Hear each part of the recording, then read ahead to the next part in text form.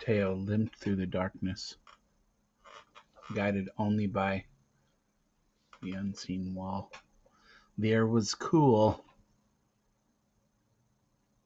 yet he felt a dampness under his deerskin robe. Beads of sweat stood out on his forehead. He was trapped in a pitch-dark underground passage. His hands brushed across the cold wall as he felt his way along, groping through the darkness with his left hand, holding tight to the crutch with the other. The gloom closed in on him, surrounded him. He was sure he was going in the wrong direction. He shuffled along slowly, listening to the scraping of his feet, his eyes trying to penetrate into the blackness. Then he smelled the reeking odor of burning fat. It was faint, but he took a deep breath and became stronger. He limped faster, his hand out in front of him, reaching. Smoke meant fire. Fire meant light. He kept on going. His heart was filled with new hope.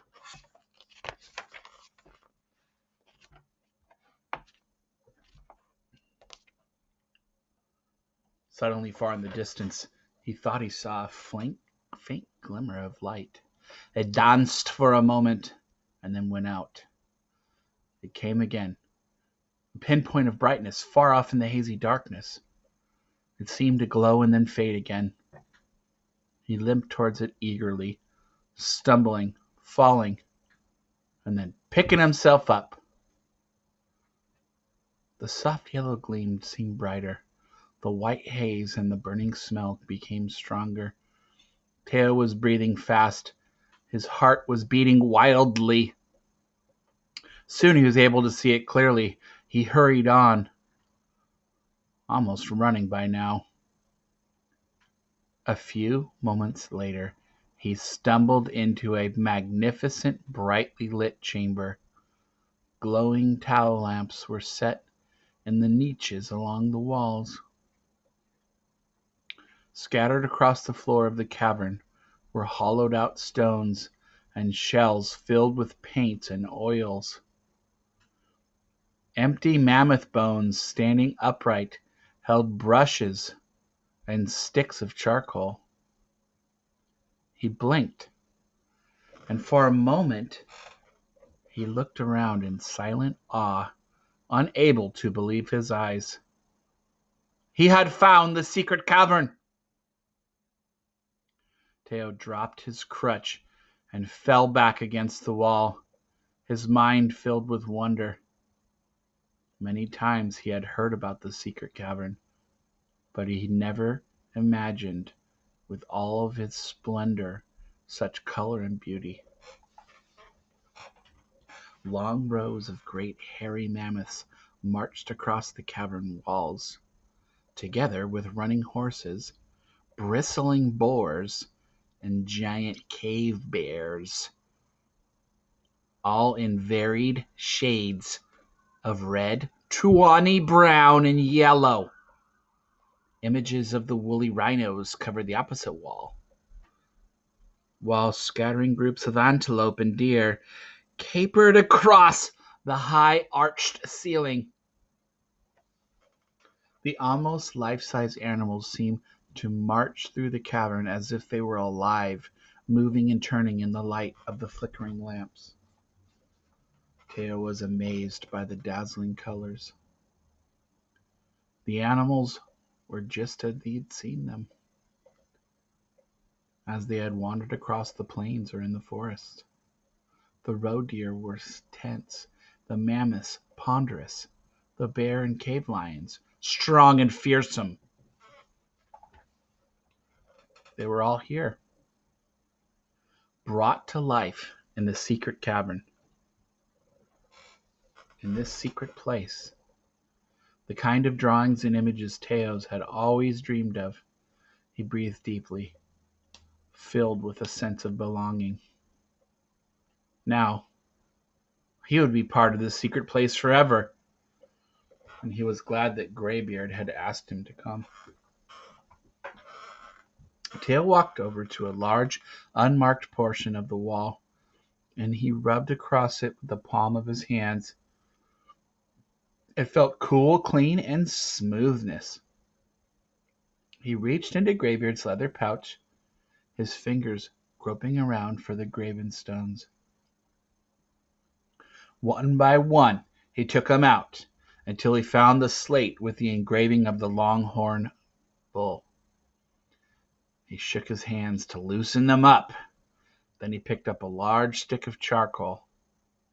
Now he'd make the first mark on the wall of the secret cavern. With a wide sweep of his arm, he made a large outline. He held up the sketch for a moment, studying it. Then he began to draw.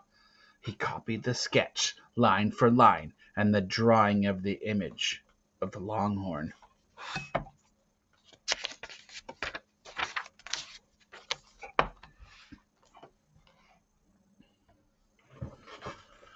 He drew the great square head with its long, curvy horns.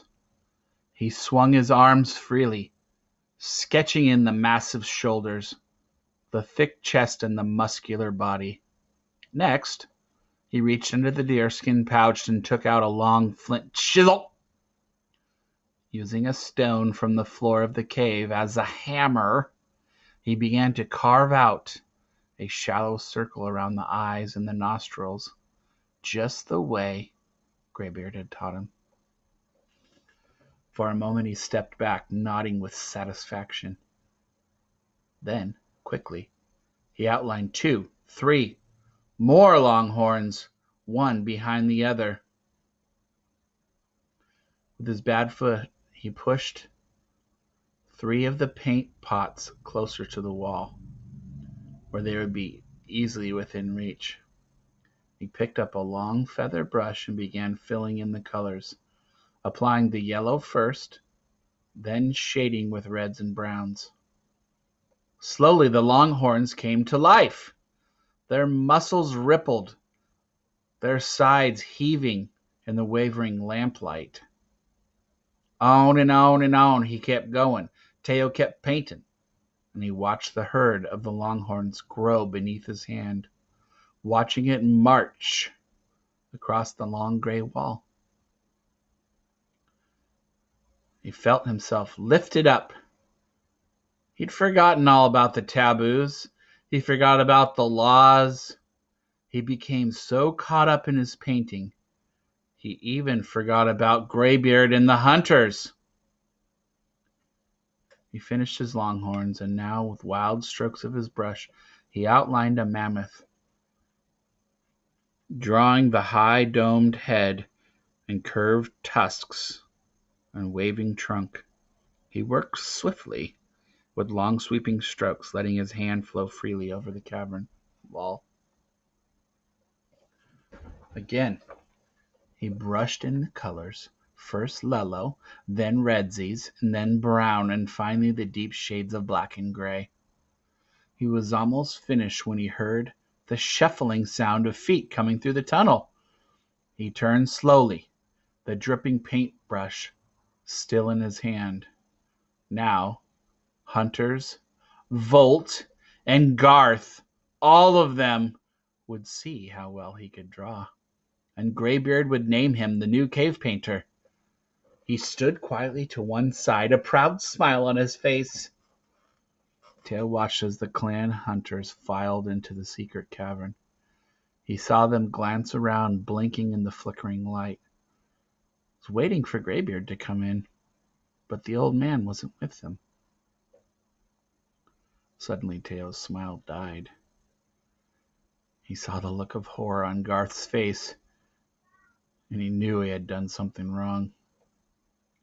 He heard a vengeful curse and turned to see Volt standing behind him, stunned in disbelief, burning the big leader's eyes. Hunters came towards him slowly, grumbling in their throats. A cold sweat beaded on his forehead. He held up his hand. No! Greybeard will tell you. It is the will of the spirits. Bolt stepped forward, pointing an accusing finger at the boy. His scarred face was contorted in a livid rage. You have defiled this secret place, he stormed. You are a curse on this clan. You and that evil wolf dog.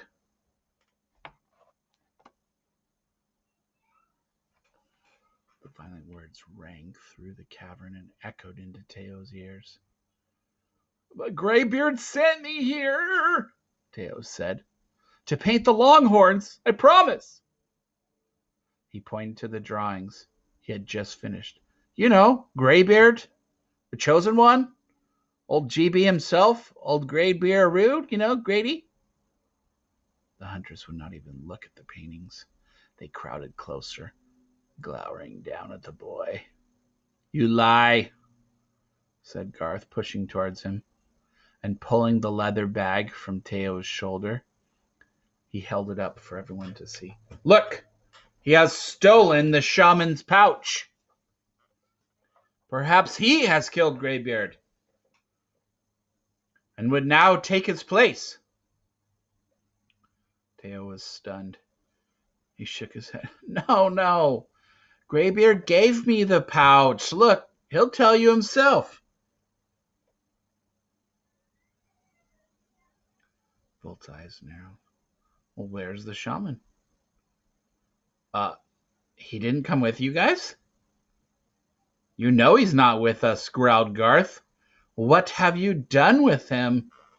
Nothing, said Teo, his eyes begging them to understand. Greybeard will come. He gave his word. Well, where is he? Volt demanded. I left the shaman near the oak wood. He was sick.